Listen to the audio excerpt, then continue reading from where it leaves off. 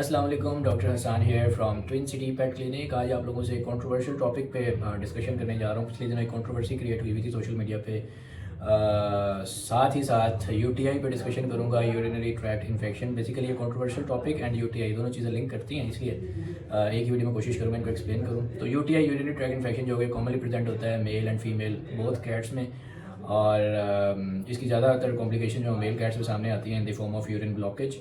और अगर urine block ज़्यादा टाइम के लिए परसिस्ट करता है तो डायरेक्ट जो पेट है वो रीनल फेलियर में चला जाता है, तो चांसेस ऑफ सर्वाइवल बहुत कम रह जाते हैं। तो इसलिए इसको डिस्कस करना बहुत ज़्यादा ज़रूरी है।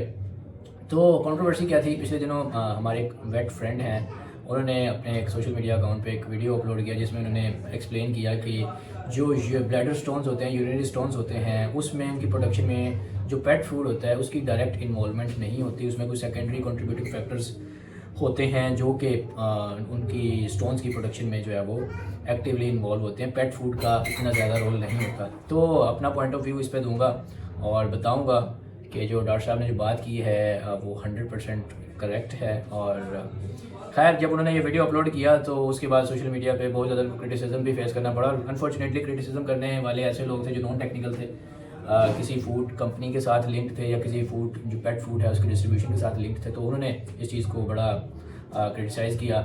नॉन टेक्निकल थे। तो बात करने का मकसद ये है कि अगर आपने क्रिटिसाइज़ भी करना है ख़ास तौर पे किसी प्रोफेशनल बंदे को, तो आपको लॉजिकली उस चीज़ को एक्सप्लेन करना पड़ता है। अदरवाइज़ अगर आपको बेसिक्स या टेक्निकल चीज़ों का आइडिया नहीं है तो आप क्रिटिसाइज़ ना करें, ये ज़्यादा बेहतर है। ठीक है, अब क्रिटिसाइज़ क्यों किया? क्योंकि डॉक्टर साहब ने जो वीडियो अपलोड किया उन्होंने किसी फूड को प्रमोट नहीं किया। मेरी उनसे पर्सनली बात भी हुई है। उन्होंने जो वीडियो में जो फूड के पैकेट, पेट फूड के पैकेट्स जो है वो शो करवाए हैं, 2 पैकेट थे, और उन्होंने मुझे बताया जी हमारे पास फूड ही ये पड़ा हुआ था, इसीलिए अगर कोई और फूड पड़े होते तो हम उनको भी जो डेफिनेटली स्क्रीन के सामने लेके आते। और उन्होंने बोला जी वीडियो का मकसद जो है वो किसी फूड को प्रमोट करना है, किसी को डिग्रेड करना नहीं था।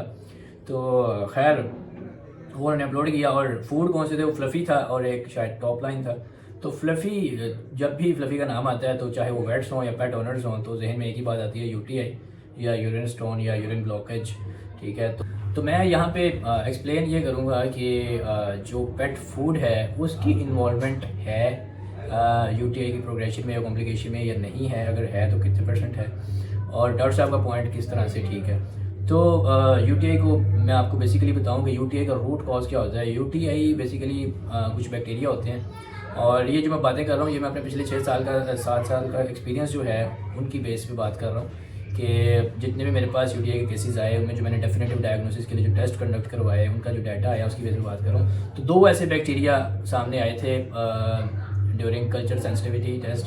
कल्चर सेंसिटिविटी होता है कि यूरिन का सैंपल हम भेजते हैं लैब में, और यूरिन के सैंपल में जो एग्जैक्ट बैक्टीरिया, स्पेसिफिक बैक्टीरिया जो कि यूटीआई में इन्वॉल्व हो रहा है स्पेसिफिक पेशेंट में, वो सामने आ जाता है, और उसके अगेंस्ट कौन सी एंटीबायोटिक काम करेगी टेस्ट में वो भी सामने आ जाता है। तो इसलिए उसमें ट्रीटमेंट एफिशिएंसी भी बढ़ जाती है कि हम स्पेसिफिक वही ट्रीटमेंट या वही एंटीबायोटिक इंट्रोड्यूस करवाते हैं और उससे हमें अच्छे रिजल्ट्स मिल जाते हैं। ठीक है, तो ये कल्चर सेंसिटिविटी टेस्ट में हमने जो बैक्टीरिया को आइसोलेट किया वो 2 बैक्टीरिया थे जो कॉमनली प्रेजेंट हुए। पहले नंबर पे आता है प्रोटियस मिराबिलिस और दूसरा था स्ट्रेप्टोकोकस फेकैलिस। इन दोनों में से भी जो कॉमनली सामने आए वो प्रोटियस मिराबिलिस था। स्ट्रेप्टोकोकस जो है वो एक्सेप्शनल केसेस में, रेयर केसेस में आया सामने, और ये दोनों bacteria totally opposite in nature हैं। जो प्रोटियस मिराबिलिस है इसको जो इसकी ग्रोथ के लिए ऑप्टिमम रेंज है पीएच की, दैट इज़ अल्कलाइन बेसिक। जैसे यूरिन की पीएच अल्कलाइन की तरफ जाती है या बेसिक रेंज की तरफ जाती है तो इस बैक्टीरिया की ग्रोथ स्टार्ट हो जाती है। ठीक है, अब सबसे पहला क्वेश्चन ये है कि यूरिन की नॉर्मल पीएच क्या होती है। यूरिन जो कैट का यूरिन है उसकी नॉर्मल पीएच होती है 6 to 6.4 6.5, यानी स्लाइटली टुवर्ड्स एसिडिक होती है। ठीक है, अगर ये पीएच किसी ना किसी वजह से बेसिक रेंज की तरफ चली जाए तो फिर जो है इस माइक्रोब, इस बैक्टीरिया की मल्टीप्लिकेशन के बहुत ज़्यादा चांसेस होते हैं कि वहाँ पे वो मल्टीप्लाई करे और इन्फेक्शन इंड्यूस करवाए, जिसको यूटीआई कहते हैं। ठीक है, अब दूसरा क्वेश्चन यहाँ पे आता है कि पीएच किस तरह से चेंज होती है। यूरिन की जो पीएच है, कैट के यूरिन की पीएच, वो किस तरह से वो बेसिक रेंज की तरफ चली जाती है। तो पीएच जो है बहुत सारे फैक्टर्स हैं जिस वजह से ब्लैडर में मौजूद जो यूरिन होता है उसकी पीएच जो है वो चेंज हो जाती है। तो उसमें जैसे मैंने आपको बताया कि जो प्रोटियस मिराबिलिस है इसको अल्लाह ताला ने एक फीचर दिया हुआ है, इसको एक एंजाइम दिया है, यूरिएज एंजाइम इसको कहते हैं। तो वो क्या करता है कि यूरिन में मौजूद यूरिया को कन्वर्ट करता है अमोनिया में। ठीक है, जैसे ये कन्वर्जन होती है तो अमोनिया की प्रोडक्शन होती है, और अमोनिया इटसेल्फ एक बेसिक कंपोनेंट है जो कि यूरिन की पीएच को जो है वो सडनली चेंज करके बेसिक पीएच की तरफ ले जाता है। उसके बाद जो है अगर किडनी डायरेक्टली हिट हुई है किसी वजह से, किसी इन्फेक्शन की वजह से, ठीक है, या और कोई सेकेंडरी इशू चल रहा है किडनीज के साथ, तो जिसमें उसका फिल्ट्रेशन सिस्टम जो है वो अफेक्ट हुआ है, तो उस वजह से भी क्या होता है कि किडनीज जो हैं वो जो बेसिस होती हैं उनको एब्जॉर्ब नहीं कर पा रही होती, तो वो क्या होता है कि डायरेक्ट जो बेसिस हैं वो ब्लैडर में आ रही होती हैं in the form of urine, तो उस केस में भी जो है यूरिन की पीएच जो है वो बढ़ जाती है। जो और फैक्टर्स हैं लाइक अगर पेट जो है कोई ऐसा फूड खा रहा है जिसमें जो है प्लांट ओरिजिन की प्रोटीन ज़्यादा है, ज़रूरी नहीं है कोई पेट फूड ही हो, होम कुक फूड में भी अगर पेट जो है वेजिटेबल ज़्यादा खा रहा है तो उसमें जो वेजिटेबल्स की डाइजेशन होती है या प्लांट ओरिजिन की प्रोटीन की डाइजेशन होती है, तो उसमें भी बेसिस जो है वो रिलीज़ होती हैं, ब्लड में आती हैं और ब्लड से कंपनसेटरी मैकेनिज्म के थ्रू किडनी से फिल्टर होकर यूरिन में आती हैं, तो उस केस में भी ब्लड की पीएच जो है वो बढ़ जाती है। उसके बाद अगर कोई वॉमिटिंग या डायरिया के कंटिन्यूस एपिसोड्स आते हैं किसी पेट में, तो उसमें क्या होता है मेटाबॉलिक अल्कलोसिस हो रहा होता है या मेटाबॉलिक एसिडोसिस हो रहा होता है, तो उसमें भी जो है वो यूरिन की पीएच चेंज हो जाती है। ठीक है, तो ये बहुत सारे फैक्टर्स हैं जो यूरिन की पीएच को जो है वो चेंज करते हैं और इन दी एंड क्या होता है कि जो माइक्रोब्स होते हैं जिनको ये पीएच रेंज चाहिए होती है तो वहाँ पे उनकी ग्रोथ स्टार्ट हो जाती है। ठीक है, मैं आपको एक इंटरेस्टिंग बात यहाँ पे बता दूँ कि मैंने अपने जो 6-7 साल में जो केसेस यूटीआई के देखे हैं उनमें हिस्ट्री में एक क्वेश्चन तो लाजमी हर वेट की जानिब से ऑनर से पूछा जाता है, वो ये होता है कि आप फूड कौन सा दे रहे हैं। ठीक है, तो ऐसे ऐसे फूड भी जो है लोगों ने बताए हैं हिस्ट्री में जो टॉप या प्रीमियम क्वालिटी फूड कैटेगरी में कंसिडर किए जाते हैं, तो उनकी वजह से भी पेशेंट जो है वो यूटीआई में जा रहे होते हैं। तो इसलिए हम टोटली फूड को ब्लेम नहीं कर सकते कि फूड की वजह से हो रहा है। उसमें मैंने जिस तरह आपको बताया कि फिर हम टेस्ट वगैरह कंडक्ट करवाते थे और टेस्ट में जो चीज़ सामने आती थी वही जो है वो रिलायबल समझी जाती है, तो उसमें बैक्टीरिया जो मैंने आपको बताया वो एक्टिवली इन्वॉल्व होता था। अब दूसरा क्वेश्चन यहाँ पे आता है कि ये जो बैक्टीरिया है ये आते कहाँ से बॉडी में, तो ये जो इनकी नॉर्मल माइक्रोफ्लोरा होता है यानी कि जो नॉर्मल बैक्टीरिया बेनिफिशियल बैक्टीरिया इनकी बॉडी में मौजूद होते हैं जो कि डाइजेशन में हेल्प आउट कर रहे होते हैं, इनके इंटेस्टाइन में, इनके गट में मौजूद होते हैं, तो ये उन बैक्टीरिया का पार्ट होता है। ठीक है, ये जो बैक्टीरिया मैंने आपको बताया जो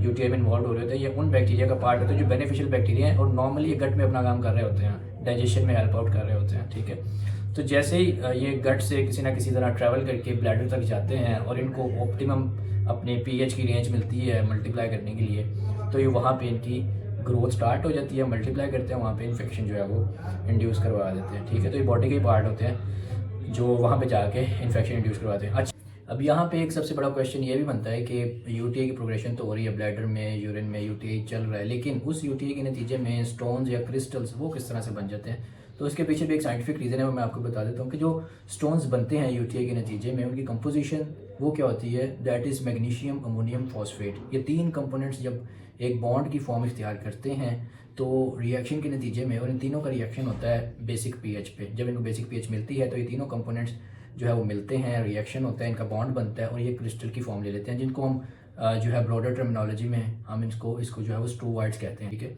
अब ये जो इनमें मैग्नीशियम है और फॉस्फोरस है ये फूड वाली साइड से किडनीज के थ्रू फिल्टर होकर ब्लड में आ रहा होता है, और जो तीसरा कंपोनेंट अमोनिया है, अमोनिया आता है जो मैंने आपको बताया कि माइक्रोब जो बैक्टीरिया है वो यूरिया को अमोनिया में कन्वर्ट करता है, तो वहाँ से अमोनिया आता है। तो ये तीनों कंपोनेंट जब मिलते हैं तो वो क्रिस्टल की फॉर्म इख्तियार कर लेते हैं जब वो बॉन्ड बनता है उनका, और यही क्रिस्टल इतने शार्प होते हैं, पॉइंटेड एंड्स इनके होते हैं, माइक्रोस्कोप में नजर आ रहे होते हैं। जब ये ब्लैडर की वॉल को पियर्स करते हैं तो वहाँ पे ब्लीडिंग भी होती है ब्लैडर वॉल से, और साथ में जब यूरेथ्रा की वॉल को पियर्स करते हैं तो वहाँ पे ब्लीडिंग के साथ इन्फ्लेमेशन भी होती है।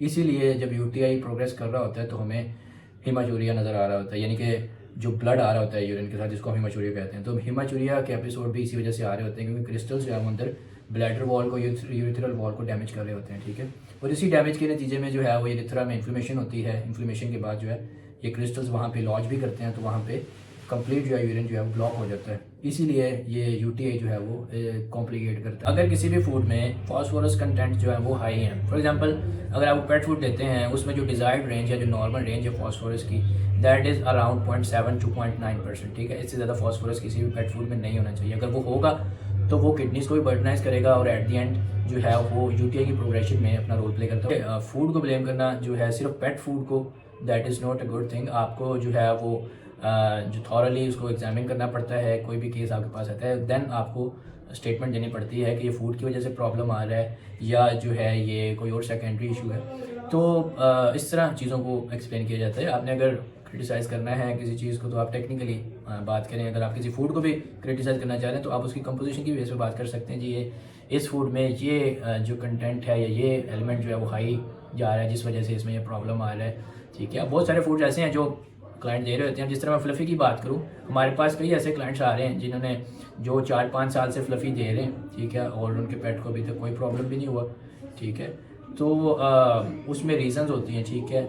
रीज़न क्या है, अगर आपने फ्लफ़ी या कोई भी पेट फूड देना है तो उसमें अगर पेट का हाइड्रेशन स्टेटस बहुत ज़्यादा इफेक्टेड है, पेट पानी कम पी रहा है, ठीक है, या सेकेंडरी कोई किडनी रिलेटेड इश्यूज़ चल रहे हैं, तो भाई डेफिनेटली वो पेट आपका जो है या तो किडनी के इश्यूज़ में जाएगा, किडनी स्टोन्स भी बन सकते हैं, ब्लैडर स्टोन्स भी बन सकते हैं, ठीक है, और स्लज एक होता है, स्टोन से छोटे क्रिस्टल्स होते हैं, वो भी बन सकते हैं। तो ये सारी चीज़ें जो हैं टोटली जो है आपके पेट के हाइड्रेशन स्टेटस पे भी जो है वो डिपेंड कर रही होती हैं। हाइड्रेशन आप जितना पेट का अच्छा रखते हैं उतना ही किडनीज़ के थ्रू फ्लशिंग होती रहती है। अगर कोई कंटेंट किसी एलिमेंट का जो है, जिस तरह मैंने आपको बताया फास्फोरस का हाई भी जा रहा है किसी पेट में, तो वो ये है कि साथ साथ हाइड्रेशन अगर पेट का अच्छा होता है तो किडनीज़ को सपोर्ट मिलती है और साथ साथ बॉडी से एक्सक्रीट आउट होता रहता है, ठीक है, अनटिल और अनलेस अगर किडनी किसी सेकेंडरी इश्यूज़ की वजह से अपनी फंक्शनैलिटी उसकी कॉम्प्रोमाइज़ ना हो जाए। तो ये सारे पॉइंट्स थे, आप लोगों से क्लियर करना ज़रूरी था। अगर आपको वीडियो पसंद आई है तो उसे लाइक और शेयर ज़रूर कीजिएगा। उम्मीद है ये वीडियो काफ़ी ज़्यादा हेल्पफुल साबित हुई है आप लोगों के लिए। अगर आपको कोई क्वेश्चन होगा तो आप कमेंट सेक्शन में पूछ लीजिएगा, नेक्स्ट वीडियो में इंशाल्लाह वो मैं क्लियर करने की कोशिश करूँगा। Thank you.